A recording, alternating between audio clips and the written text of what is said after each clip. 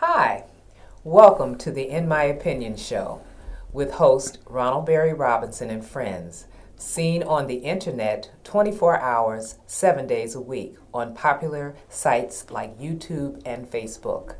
The In My Opinion show is also seen on Comcast Cable Television Channel 17, Flint, Michigan, every Saturday at 6 p.m. and Wednesday at 8:30. The In My Opinion show is seen on Comcast Cable Television Channel 68 in Detroit, Michigan, 7 days weekly. Consult your community calendar. It is a pleasure to introduce Marty Embry. Marty Embry is an entrepreneur, former professional athlete, author, and chef.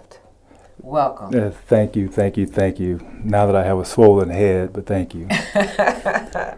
Well, listen, we are going to get right into this because we've got a lot to talk about today. Yes, we do. So first off, I wanted to ask you, are you originally from Flint? No, actually, I was born in Pine Bluff, Arkansas. And I moved here when I was about 2 years old. And this is now my home. Okay. So I'm transplanted. You're transplanted. I'm a transplant. Okay. Yeah. So coming up from the South, I'm sure that you probably made the journey back home sometime for vacations, perhaps? Yeah, but it's been a while. Okay. I think the last time I actually went there was when I was maybe 15 years old. Okay. So it's been a while. Now, most of my family is here. They migrated to Chicago and to North Carolina and to Michigan. So we're here now. Okay. Yeah. All right. It's a good thing. It's a good Okay. thing. I still have quite a bit of family in Arkansas. Surprisingly, we stay in touch on Facebook. Isn't that crazy? Crazy, but that's technology, and I just love it. Gotta love it. I love it. Gotta love it. Mm-hmm. Okay, well, tell me about you as far as your school here in Flint. You In did go to Flint? school. Yes, I did. I went to Flint Central, Indians, when they were real Indians. Oh. So I did that and played basketball. We won 2 state championships, and from there I went on to DePaul University and graduated there, and then my career took off over in Europe. Okay, okay. So when you were at DePaul, you were a scholar athlete, I'm sure. Yes, we had no choice. Basketball got me there. The academics, for me, is the main reason I chose DePaul. It was a very tough school to go to. Mm-hmm. Coming out of Central, I think I was prepared for it. But then when I got there, it was like a slap in the face. I mean, the rigors of collegiate basketball with academics was incredibly difficult. So I graduated in 4 years, just as the rest of my teammates that came in with me. So I think that was the first class that we all graduated in 4 years. And I have a social science degree with the primary field being psychology. Okay. And my secondary is history. Wonderful, yeah. wonderful. It's a dirty job, but somebody had to do it. Hey, so. well, I'm happy that you did. Yes, I did. You know, because I know so many times the athletes are seen as, okay, so they're just going to get passed. And so from your experience, it was more than that. Yeah, and for me, we get stereotyped. And I wanted to take that dumb jock syndrome and just dispel it completely. Good. So my focus when I went to DePaul, the only arrangement that I had with DePaul is I need to be out in 4 years. And that means no nose picking classes, no basket weaving classes. Everything I took, it went directly towards my major. So I actually had a plan before I got there. And the only promise that DePaul made to me was that I would graduate. Okay. And that's all I needed. All right. That's all I needed. So, that was great. Mm-hmm. Absolutely great. When you left DePaul, where did you end up going? Wow. Take out a dartboard with a map and just toss it. I played in 9 different countries. I played for a team in Spain, Italian teams, Japanese team, Belgium. I was all over. I spent most of my time playing for Italian teams. Okay. And I think even with cooking, I took advantage of the fact that I was over there to play basketball. That was my job. But cooking was secondary to me. So I ended up getting into a lot of the restaurants, and we had owners that had friends that owned restaurants, and they got me involved in the restaurant business over there as well. So my off time, I still spent time in the kitchens in Europe, which for me that was the best culinary school I could have gone to. My word, that is interesting. Yeah. I didn't even think about you in terms of doing that. I thought primarily you were over there playing ball, and then your downtime was your downtime. Yeah, well, we practice. There are some teams I played with. We would practice, 3 hours in the morning, 3 in the afternoon. So it's kind of difficult. But then there were some teams that we practiced with. We had an hour and a half to 2 hours, once a day. So I had a lot of free time. Okay. I'm deeply into art. I'm deeply into art history, and playing in Europe. I mean, that's where it's at. Yes. So for me, it was more than just basketball. And I wanted to take advantage of every aspect, every element of what I was about. I wanted to do it in Europe, and I think I did a pretty good job of it. Everything that I did then, I'm kind of parlaying that into something more than just a hobby now. Okay, well, that is quite interesting. One of the things I'm curious about, though, did you learn some of the languages while you were there? I learned, oh my God, I spoke at one point, I think I spoke 5 different languages. Oh, right. Forgotten it all. Forgotten it all. I speak Italian now. That's probably my best language. I still have a lot of Italian friends, and it's really strange. They'll call me on the phone. They're talking to me in English, but I'm responding to them in Italian. Oh, and I didn't even speak Italian when I was there, and I speak more now than I did when I was there.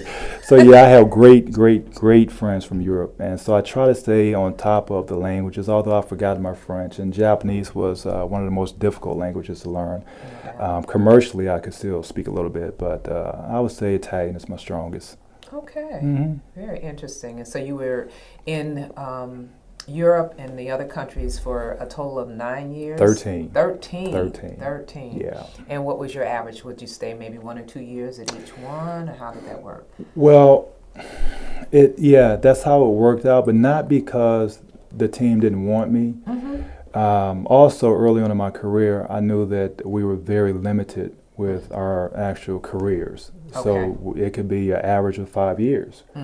I wanted to maximize dollars when I was there. Okay. And so I showed allegiance to the teams that showed allegiance to me, and by that I mean you pay me to play. This is my job. I want to be paid to play.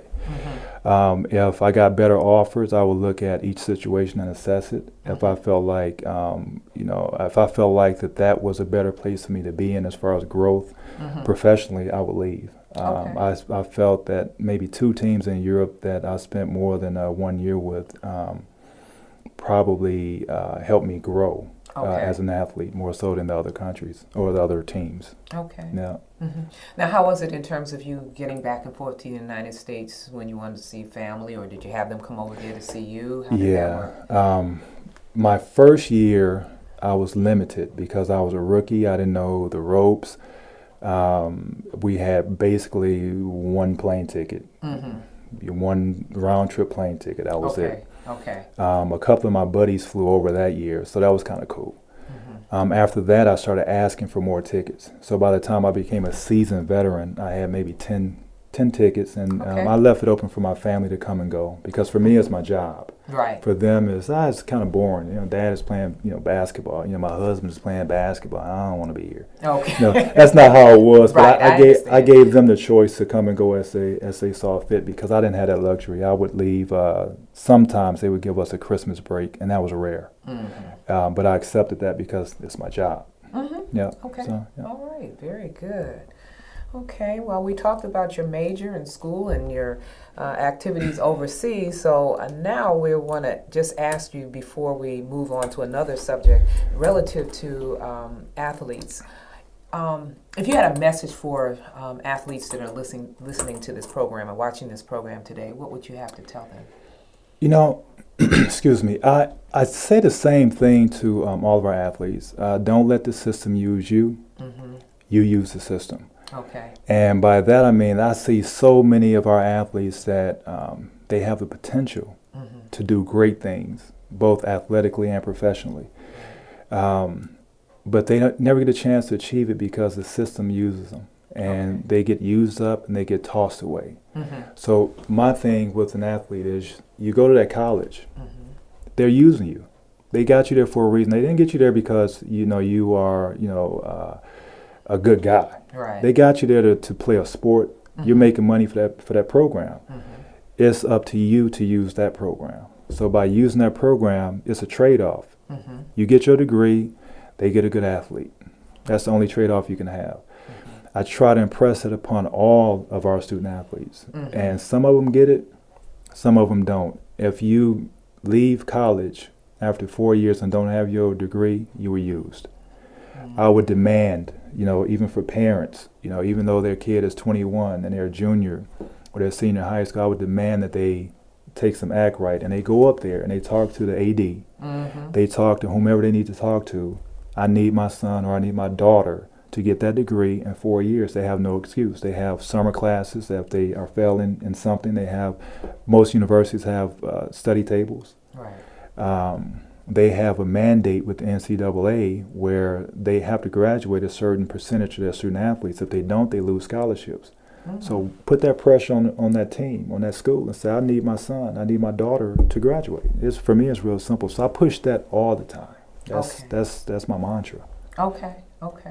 And what are you doing today relative to the athletes here in locally? I am the athletic coordinator for the Flint Community Schools. Okay. I oversee all athletics in high school and middle school and elementary school.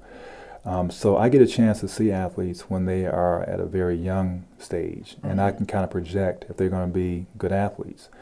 I try to talk to parents often about their kids. Sometimes, parents, can be in denial about how good their kid really is. Okay. And I don't hold any punches. I say, your kid has a potential. I'll never say a kid doesn't have the potential, because I think every kid has it. But the parent needs to understand that there are levels of potential as well. So you can't expect, your son to go to Georgetown when realistically he could be a Division, 3 player or NAIA player. Right. That's a reality check for both the child and for the parent. But that's my job. That's my role. I like to see every kid attend post-secondary. Realistically, it's not going to happen, but that doesn't mean that I'm going to take that dream away from the kid, because I'm going to try to do what I can to help that kid achieve that goal. And I enjoy my job. Okay, good. And you've been doing that job how long? 10 years now. 10 years. 10 years now. Wow. Went by fast, too. Okay, great. Okay, now we're going to switch gears because we talked about you being an entrepreneur, an author, and a chef. So now we're going to move on to the author and chef portion. Yes, my favorite. That is my favorite. Okay, well, we have in front of us a few of your books, and so what we'd like for you to do is to talk about each one of the books that you have here. Give us as much information as you'd like to share. We're going to be here for a while, folks. So no. Let me The Monster Within, this was a very interesting book. Without giving too much of the details away, it's a book about domestic violence. I started getting involved with the program, Real Men Wear High Heels.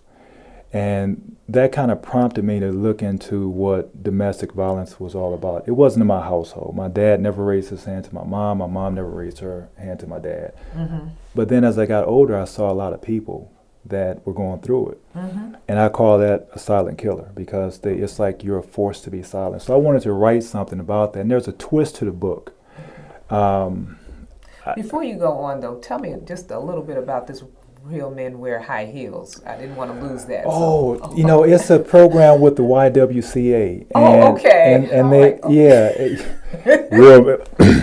Real Men Wear High Heels. Okay, there's some bass in my voice for that one, but it's about domestic violence. They raise money. Men walking around from the Y down to Blackstones in a pair of high heels. Okay. And they found I was 16 and they found high heels that fit me. Whoa. I never wear those shoes again, but I had a good time, and then to see men come out, I'm talking men that were entrepreneurs and guys that own their businesses and CEOs and CFOs and husbands and brothers, and they all came out to support this one cause that I'd never heard of before.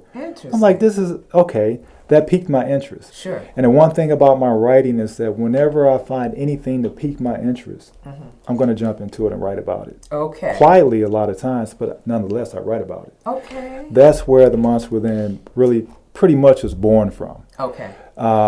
Without giving away too much of the book, it is a book about domestic violence with a twist that I think every person that has gone through it or knows a person that's gone through it, or even an organization that deals with it, can highly benefit from letting their folks read that book. The ending could have gone, I actually had 2 endings for it, and I chose the one that I felt gave more hope. Okay. Without giving too much away. Yeah. Well, we don't want you to give anything away. All right. And the name of the book again is called The Monster Within. All right. Okay. Okay. Then I have. I know it's tough. Diary of a Food Whore. Oh my! Now that's a real interesting title. Yeah. So we got to talk about that title. Yeah. Well, let me just preface it by saying hello. My name is Marty Embry, and I'm a food whore. And what that means is I have an infinite love of all things food. I don't think there is anything that you can tell me about food that evokes a bad memory. Okay. Food is the one thing that brings people together. It's Big Mama's house on Sundays. Is somebody dies. What do we do? We have a huge dinner for all of the family to get together.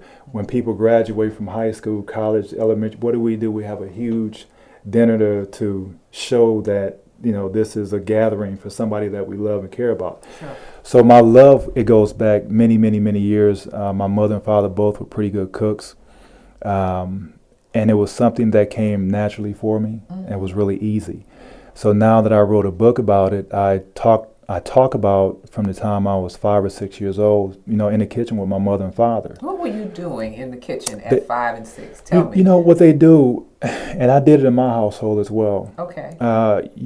They give me the stuff to cut, the stuff to peel, the stuff to chop. Okay. Not necessarily in front of a stove, but the stuff prepping to get the stuff into the pot and pan. Okay. But what that does, it's just like learning another language.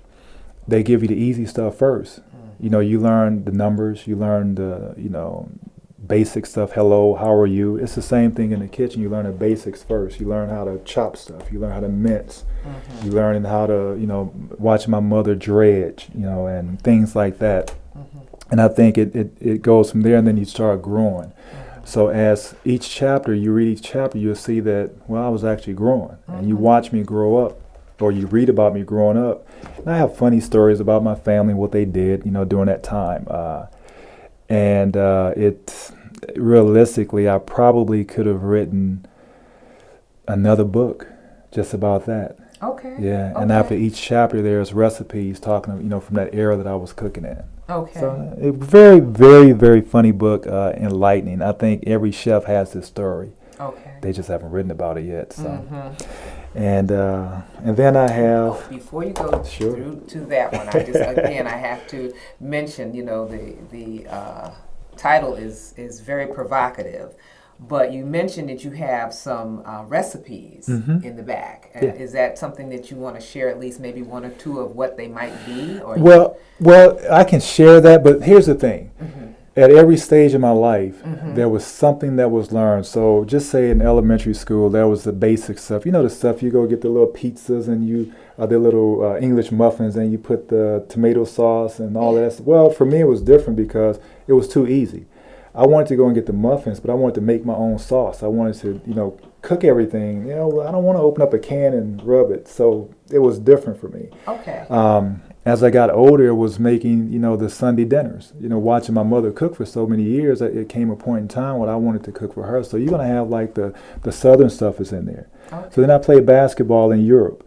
So when I played in different countries or different teams, different regions cook differently. The Italian League, for example, they have up north is more different than the south. Okay. So I have recipes from the northern part of the country and also from the southern part of the country. I have recipes from Japan, from Spain, which is some of the best food ever. but it's all in a book, and it's my favorites.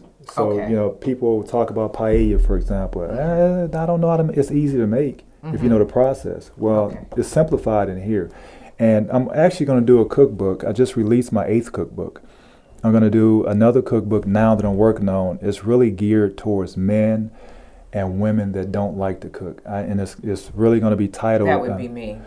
You may not like the title, though. So it's called Cooking for Dummies. And then I scratch out dummies and put, men. Oh, okay. Okay. So but I'm purposely making that book because I get so many of my friends that say, man, I don't know how you do that. That seems so hard. It looks more difficult than it is. And for me, it's easy. I can go to your house right now and go in there and probably make you a 5-course meal, and you wouldn't think that you had things in there to make a 5-course meal. And you tell me the cuisine, and I can pretty much match what you have for that cuisine if you have some key spices. So that's it. Wow, interesting. Yeah. Okay. Gotta love it. Gotta love Absolutely. Well, I do. I certainly do. Now, tell us about this third book you have here. The third book is currently unreleased, and this is for my Organo Gold people. Coffee, and this is not me selling Organo Gold. This is me being a person that loves cooking, and it was brought to me, and I wanted to do something outside of the box. So I devised a lot of dessert recipes with Organo Gold, using coffee as the base. I think is delicious. What goes better with coffee than a nice dessert? Everything from different types of cookies to cakes to pies, you name it. I got something in here for you. Interesting. Yeah. Okay. It's an extension of the whole Diary of a Food Whore thing. Okay. So. Now, I thought I heard you say earlier that you've written several books. Yes. Okay. Yes. So how many all total? I think I'm at number 18 with 3 being written using a pen name that probably no one would ever find out about it because it's so controversial. Okay. There's one that I'm writing right now, and it touched me in such a way that I wanted to make sure that I hit it home. So that is being written as using a pen name. Okay. But I think it's a story that needs to be told because we see it so much, and I'm sure that you've seen this subject countless times in your profession. Okay. I have 3 poetry books out. I went through a depression years ago, and I'm a depressive, once a depressive, always, but we go up and down. It's a roller coaster. I don't want people to stigmatize it or to make it seem like that, you're this person that's strange or, you're depressive. That's not what it's about. So I wanted to learn what it was about, and then for me to go and talk to someone that couldn't tell me what it was about bothered me. So I did a book called Diary of a Depressive, which tells a story of how I overcame it. Okay. And I did it for a reason because so many people out there don't understand what they're going through. And you get a doctor to use all of the big words. Right. And it's just going over folks' head. So I came from a layman's position and said, read this. And when folks read that book, they said, that's exactly what I'm going through. And and again, that's something that piqued my interest, and I felt like there was a need for it, and I don't have any shame. I'm not ashamed of anything that I've done or that I go through. It's part of who I am. That theme makes me me. Right. So I did the poetry books during the deepest part of the depression, and before I realized what it was, I completed really 3 books of poetry, each about 175 pages apiece. I mean, I was writing, my word, just writing. I couldn't turn it off. Okay. It just kept going on and on and on. I never tired because I had a full battery. It just wouldn't turn off. Okay. And then from that, I did the 8 cookbooks. Another story about my family. It's called Dark Secrets from the South, about my grandparents. A great love story, triangle, a love triangle. Okay. Lovely, lovely, lovely. So I write about things that I think I'll have enjoyment reading. and I'm hoping that folks who read the book, they feel the same way about it. Okay, okay. Well, how will they get those books? Right now, I have not released Dark Secrets yet. I actually have someone that is making that into a screenplay.